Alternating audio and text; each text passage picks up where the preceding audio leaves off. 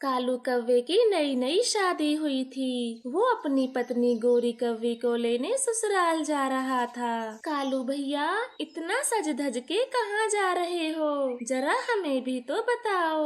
टूनी चिड़िया, मैं अपने ससुराल जा रहा हूँ अपनी पत्नी गोरी को लेने।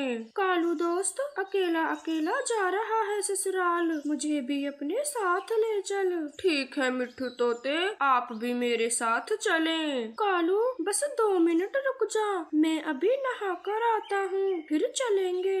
फिर मिट्ठू तोता नदी में नहाकर तैयार हो जाता है और वह दोनों ससुराल चले जाते हैं, जहाँ गोरी कव्वी कालू का इंतजार कर रही थी। आ गए मेरे कालू जी, मैं कब से आपका इंतजार कर रही थी, आने में बड़ी देर कर दी। गोरी मेरी जान, आ तो मैं पहले ही जाता, लेकिन दोस्त मिट्ठू की वजह से लेट हो गया, पर कोई बात नहीं, अब तो मैं आ गया।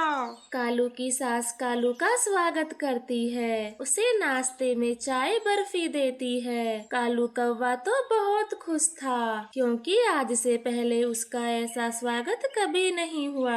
अरे मिट्ठू दोस्त, जरा देखो ये कैसे हमारी खातिरदारी में लगे हुए हैं। पहले का नाश्ता तो खत्म नहीं हुआ और ये लाए जा रहे हैं। अरे ना समझ कालू, ससुराल में तो ऐसा ही होता है, इसीलिए तो मैं आपके साथ आया हूँ। ठीक है, तू थोड़ा कम ही खाना, ये मेरा ससुराल है।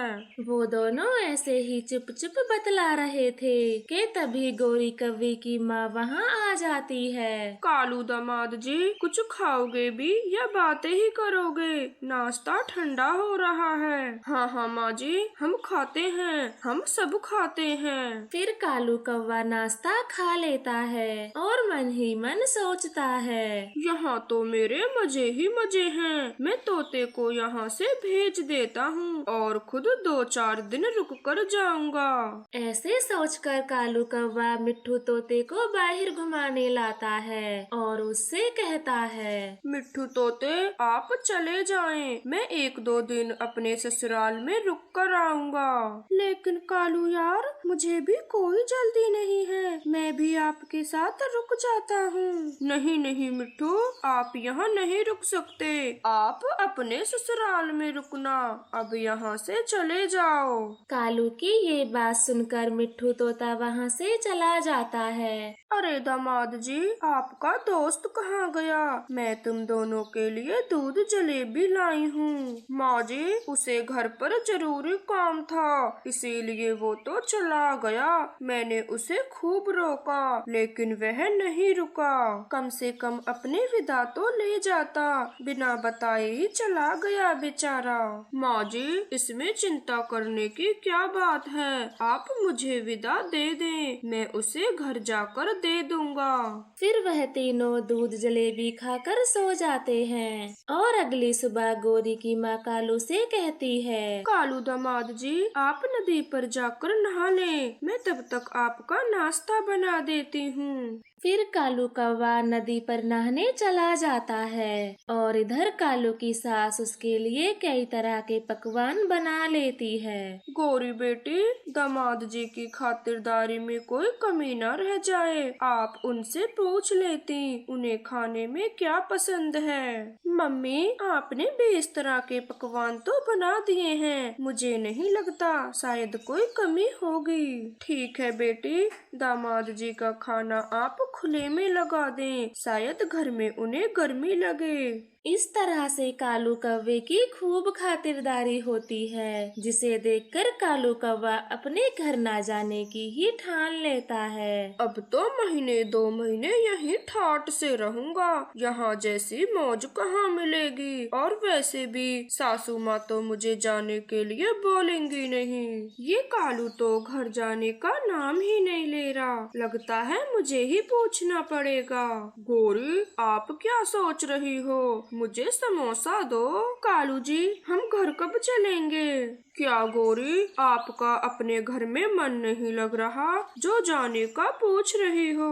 कालू जी, मन तो खूब लग रहा है, लेकिन आप यहाँ मुझे लेने आए थे। मुझे लगा आप शायद भूल गए हो, इसीलिए याद दिला रही थी। गौरी, मुझे सब याद है। जब मेरा मन जाने का करेगा तब आपको बता दूंगा। गौरी कौवी कालू की यह बात सुनकर चली जाती है और कालू कौवा चारपाई पर सो जाता है। फिर कालू कौवे को ऐसा करते हुए 2 हफ्ते का समय निकल जाता है। मम्मी, ये कालू तो चलने का नाम नहीं ले रहा। हाँ गौरी बेटी, कह तो नहीं सकती हूँ क्योंकि वो इस घर का इकलौता दामाद है, परंतु अब उसे अपने मन से जाना चाहिए। आस पड़ोस वाले भी मुंह बनाकर देखते हैं। मम्मी, मैंने तो कई बार कह दिया, पर कालू जी चलने का नाम ही नहीं लेते। फिर दोनों माँ बेटी ऐसे बातें करते हुए कालू को भेजने की योजना बनाती हैं। ये लो दामाद जी, भोजन खा लो। ये क्या माँ जी, आज सब्जी नहीं बनाई, सिर्फ मिर्ची बनाई है। हाँ दामाद जी, आज मिर्ची बनाई है। आप खेत जाकर सब्जी तोड़ लाना, मैं फिर सब्जी बना दूंगी। क्या माँ जी, आप अपने इकलौते दामाद से काम कराओगी? क्या बताऊं कालू बेटे, आपसे काम कराने का तो जरा भी मन नहीं है, लेकिन आज मेरे पंख में दर्द हो रहा है। ठीक है माँ जी, मैं आज सब्जी ले आता हूँ। ऐसा कहकर कालू कौवा सब्जी तोड़ने चला जाता है और ताजी ताजी सब्जियां तोड़ लेता है। तभी उसे टोनी और कबूतर भी मिल जाते हैं। अरे कालू भैया, आप तो गौरी कौवी को लेने गए थे, लेकिन अभी तक घर नहीं गए। चिड़िया बहन, मेरी सासू माँ मुझे आने ही नहीं देती, बहुत प्यार जो करती है मुझसे।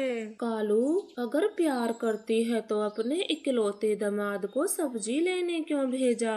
कबूतर, आज उनके पंख में दर्द हो रहा था, इसीलिए मुझे भेजा, वरना मुझसे तो वह एक भी काम नहीं कराती। कालू भैया, ये तो बहुत अच्छी बात है कि आपको गौरी की माँ ने बहुत लाड से घर में रखा है। हाँ कालू कौवे, जब तुम्हारा ससुराल की खातिरदारी से जी भर जाए तो अपने जंगल भी आ जाना। फिर वह दोनों ऐसे बातें कर वहाँ से चले जाते हैं और कालू कौवा भी सब्जी लेकर घर आ जाता है। ये लो गौरी, मैं ताजी ताजी गोभी ले आया, अब जल्दी से मेरे लिए गोभी के पकोड़े बना दो। कालू जी, माँ के पंख में बहुत तेज दर्द है, तो मैं उन्हें लेकर बुलबुल डॉक्टर के पास जा रही हूँ। पर गौरी, मुझे बहुत भूख लगी है, पहले मेरे लिए पकोड़े बना दो, फिर चले जाना। अरे गौरी बेटी, जल्दी चल, मेरा पंख का दर्द बढ़ता जा रहा है, मुझे बहुत तकलीफ हो रही है, जल्दी मुझे डॉक्टर के पास ले चल। देखा कालू जी, माँ के पंख में कितना तेज दर्द है और आपको पकौड़े खाने की पड़ी है। मैं तो चली माँ को दवाई दिलाने, आप खुद से पकौड़े बनाकर खा लें। ऐसा कहकर गौरी कौवी अपनी माँ को लेकर चली जाती है और कालू कौवा तो बहुत भूखा था। वो दोनों तो चली गईं, अब मुझे ही जैसे तैसे पकोड़े बनाने होंगे, वरना भूखा ही रहूंगा। गौरी बेटी, दामाद जी को खाना बनाना तो आता है या नहीं? कहीं वो इस नाटक के चक्कर में भूखे ही ना रह जाएं। नहीं मम्मी, कालू जी को खाना बनाना तो आता होगा, आप चिंता ना करो, अपना पेट तो वो भर ही लेगा। गौरी और उसकी माँ ये सब जानबूझकर कर रही थी ताकि कालू कौवा अपने घर जाने को तैयार हो जाए। वो दोनों माँ बेटी कुछ दिन ऐसा ही नाटक करती हैं। कालू जी देखो ना, माँ के पंख के इलाज में कितना पैसा खर्च हो गया है, और अब तो आप भी इस घर के सदस्य हो, तो आप कुछ पैसों का सहारा दें। गौरी, मैं दे तो देता, परंतु मेरे पास एक भी पैसा नहीं है। कालू जी, आप पैसा कमा कर लाएं, जिससे घर का कुछ गुजारा हो। मैं इस घर का इकलौता दामाद हूँ और तुम मुझे कमाने के लिए बाहर भेज रही हो। लोग क्या कहेंगे? कालू जी, आप कोई मेहमान नहीं है। पुराना मेहमान गधे बराबर होता है। थोड़ी जिम्मेदारी तो उठानी पड़ेगी। गौरी कौवी की यह बात सुनकर कालू कौवा सोच में पड़ जाता है और तुरंत ही अपनी सासू माँ के पास जाता है। आज्ञा दे माँ जी, मैं अपने घर गौरी को लेकर जा रहा हूँ। कालू दामाद जी, इतनी जल्दी जाने की क्या जरूरत है? 1-2 दिन और ठहर जाते। नहीं नहीं माँ जी, अब मुझे अपने जंगल की याद आ रही है। और गौरी, तुम जल्दी से अपना सामान बांध लो, हम अभी निकलते हैं। फिर गौरी कौवी की माँ उन दोनों को खुशी खुशी विदा कर देती है। तो प्यारे दोस्तों, मेहमान बस कुछ ही दिनों के लिए अच्छे लगते हैं, अगर उससे ज्यादा घर में रहें तो रिश्तों में खटास पड़ जाती है। यह कहानी एक मुनमुन चिड़िया की है। वो अपनी बेटी के साथ घर में बैठी हुई थी कि तभी अचानक से जोरों का तूफान आता है और उसका घर टूट जाता है। मम्मा, इस तूफान ने तो हमारा सारा घर तोड़ दिया, अब हम कहाँ रहेंगे? गुड़िया, मैं आपको मीना मौसी के घर छोड़ आती हूँ, जब घर बन जाएगा तब आपको वापस ले आऊंगी। नहीं मम्मा, मैं आपके घर बनाने में मदद करूंगी, मुझे नहीं जाना मासी के घर। अभी आप बहुत छोटी हो और सर्दी भी जोरों की पड़ रही है, ऐसे में आपको बिना घर के ठंड लग जाएगी, इसलिए घर तो मैं ही बना लूंगी, कुछ दिन आप अपनी मौसी के घर रहो। ऐसे बातें कर चिड़िया अपनी बेटी के साथ थोड़ा अनाज लेकर दूसरे जंगल चली जाती है। वो शाम होने तक मीना मौसी के घर पहुंच जाती है। मौसी, जल्दी से दरवाजा खोलो, मैं आई हूँ मुनमुन चिड़िया। मुनमुन चिड़िया कई बार आवाज लगाती है लेकिन कोई दरवाजा नहीं खोलता। तभी एक बूढ़ी चील वहाँ रुक जाती है। मीना चिड़िया तो यहाँ पर नहीं है, वो कई दिनों से जंगल से बाहर गई है। ऐसा कहकर चील वहाँ से चली जाती है। मुनमुन चिड़िया बहुत परेशान हो जाती है। मीना मौसी तो पता नहीं कब आएंगी, अब मैं अपनी बेटी को लेकर किसके घर जाऊँ? थोड़ी देर में रात भी होने वाली है। चिड़िया ऐसा सोच ही रही थी कि तभी बारिश शुरू हो जाती है। वो जल्दी से एक अनजान पक्षी का दरवाजा खटखटाती है। आप दोनों कौन हैं और हमसे क्या काम है? भैया जी, मैं दूसरे जंगल से मीना मौसी के घर आई थी, लेकिन वो घर पर है नहीं और बारिश भी शुरू हो गई है, तो कृपया कर आप हमें कुछ देर के लिए अपने घर में आसरा दे दें, मैं बारिश रुकते ही चली जाऊंगी। रुको चिड़िया, पहले मैं अपनी पत्नी गौरी को बुला के लाता हूँ, तब तक आप यहीं पर रहना। कालू जी, कौन आया था इतनी तेज बारिश में? गौरी जी, मीना चिड़िया की कोई रिश्तेदार है, मीना तो घर पर है नहीं, इसीलिए बारिश बंद होने तक आसरा मांग रही है। नहीं नहीं कालू जी, मैं नहीं दे सकती अपने घर में आसरा, जाओ उस चिड़िया से आप मना कर दो। लेकिन गौरी जी, उसके पास एक पोटली है, आप एक बार जाकर उससे बातें तो करो। क्या कहा? उसके पास पोटली है? मैं अभी जाती हूँ। मैं अपने घर में किसी को फ्री में नहीं रहने देती, आपको मुझे कुछ तो देना होगा, तभी मैं आपको अपने घर के अंदर आने दूंगी। कौवी जी, मेरी इस पोटली में अनाज है, आप इसमें से थोड़ा सा ले लेना, परंतु हमें अपने घर में थोड़ी सी जगह दे दें। ठीक है, आप दोनों अंदर आ जाओ और अपने पैरों को पोंछ कर आना, घर गीला नहीं करना मुझे। फिर गौरी कौवी एक घोंसला चिड़िया को दे देती है और उससे कहती है, आप दोनों इस घोंसले में रहना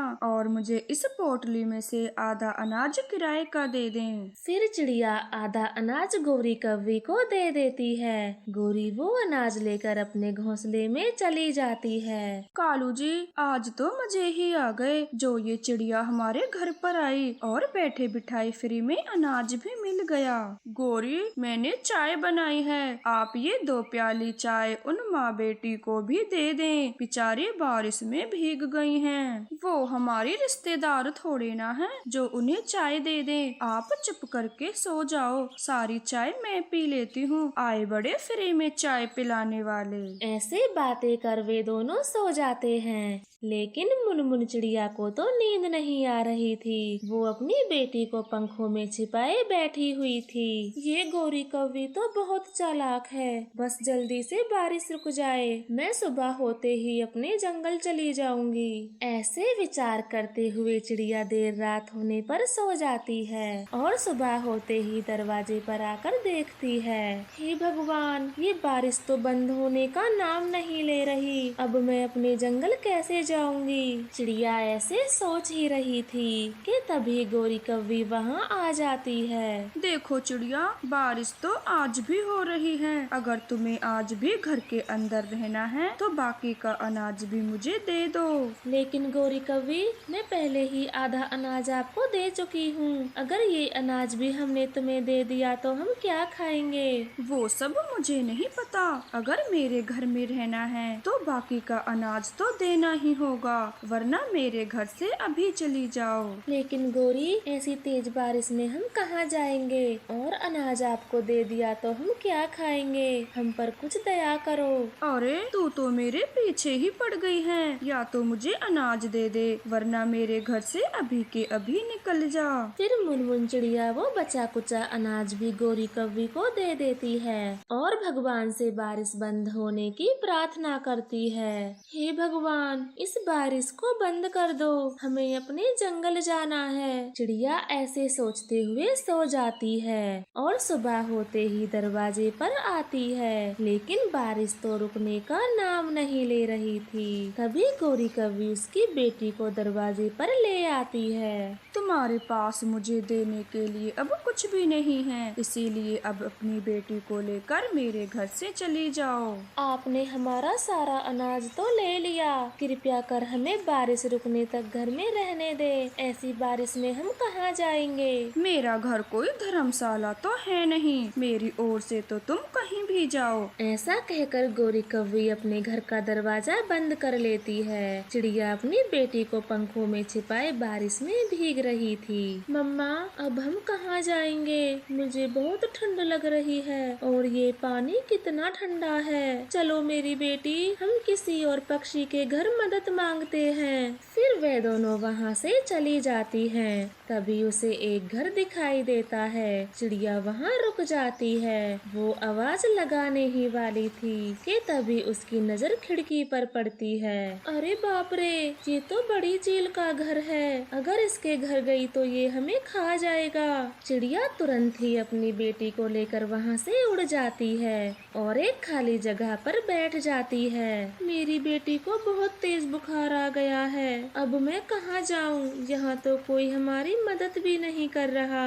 चिड़िया बारिश में बैठी रो रही थी कि तभी वहाँ से टूनी चिड़िया गुजरती है। वो मुनमुन चिड़िया को देखते ही उसके पास चली जाती है। बहन जी, ऐसी बारिश में आप यहाँ क्यों बैठी हो, सर्दी का मौसम है, ऐसे भीगने से आपको ठंड लग जाएगी। चिड़िया बहन, मेरी बेटी को बहुत तेज बुखार है और हमारी कोई मदद नहीं कर रहा, कृपया कर हमारी मदद करो। फिर मुनमुन चिड़िया रोते हुए टूनी को सारी बातें बताती है। टूनी तुरंत ही उन दोनों को अपने घर ले जाती है। बहन जी, आप जल्दी से बच्ची को कंबल से ढक दें, मैं आपके लिए चाय लाती हूँ। फिर टूनी चिड़िया उन दोनों को गरम गरम चाय देती है, लेकिन गुड़िया तो चाय नहीं पी रही थी क्योंकि उसका शरीर बुखार से तप रहा था। बहन जी, बच्ची का बुखार तो बढ़ता ही जा रहा है, मैं अभी बुलबुल डॉक्टर को बुला कर लाती हूँ। ऐसा कहकर टूनी बुलबुल डॉक्टर के घर चली जाती है। बुलबुल दीदी,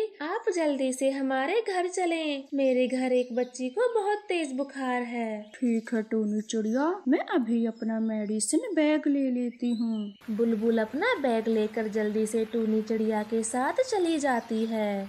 इस बच्ची को तो बहुत तेज ठंड लगी है, मैं ये दवाई दे देती हूँ। आप समय पर खिला देना और ठंड से तो खास बचा कर रखना। ठीक है बुलबुल दीदी, आपकी फीस कितनी हुई? टूनी चिड़िया, आप 10 दाने दे दो। बहन जी, आपका बहुत बहुत धन्यवाद जो आपने मेरी इस मुश्किल वक्त में मदद की, वरना मेरी बच्ची तो ठंड से मर ही जाती। नहीं नहीं मुनमुन जी, धन्यवाद कैसा, ये तो हर पक्षी का फर्ज होता है कि मुश्किल समय में एक दूसरे के काम आए। ऐसे ही कुछ दिन बीत जाते हैं और बारिश भी रुक जाती है। टूनी बहन जी, जाने का तो मन नहीं कर रहा, पर अब मैं चलती हूँ। आपके साथ रहकर बहुत अच्छा लगा। लेकिन मुनमुन जी, आपका घर तो टूट गया था, तो अब आप कहाँ रहोगी? मैं पहले जाकर अपना घर बनाऊंगी, तब तक आप गुड़िया को अपने साथ रखें। घर बनने के बाद मैं इसे ले जाऊंगी। मुनमुन बहन जी, अगर आप चाहें तो मेरे घर के पास ही अपना घर बना सकती हो। मुनमुन चिड़िया सोच में पड़ जाती है कि तभी उसकी बेटी बोल पड़ती है, मम्मा, टूनी आंटी सही कह रही हैं, हमें उस जंगल में नहीं जाना चाहिए। वहाँ तो आए दिन तूफान आते रहते हैं और घर भी कितनी जल्दी टूट जाता है। आप भी टूनी आंटी के जैसा घर बना लें, वो फिर कभी नहीं टूटेगा। लेकिन बेटी, मुझे लकड़ी के घर बनाने नहीं आते, मुझे तो सिर्फ घास के ही घर बनाने आते हैं। बहन जी, मैं आपका लकड़ी का मजबूत सा घर बना दूंगी। मुझे लकड़ी के घर बनाने आते हैं। आप जंगल से लकड़ियाँ इकट्ठा करें, मैं आपका घर बना देती हूँ। फिर मुनमुन चिड़िया जंगल से लकड़ी जमा करती है और टूनी चिड़िया उसका घर बनाती है। 2-3 दिनों में उनका लकड़ी का घर बनकर तैयार हो जाता है। आपका बहुत बहुत धन्यवाद टूनी बहन जी, आपने हमारा लकड़ी का घर बनवा दिया, वरना इतना मजबूत घर तो मुझसे कभी नहीं बनता। हाँ मम्मा, आप ठीक कह रही हो, अब हमें बारिश में भीगना नहीं पड़ेगा और ना ही तूफान में हमारा घर टूटेगा। फिर वो दोनों भी अपने लकड़ी के घर में रहना शुरू कर देती हैं और तेज बारिश तूफान में उनका घर नहीं टूटता, जिससे मुनमुन चिड़िया बहुत खुश थी।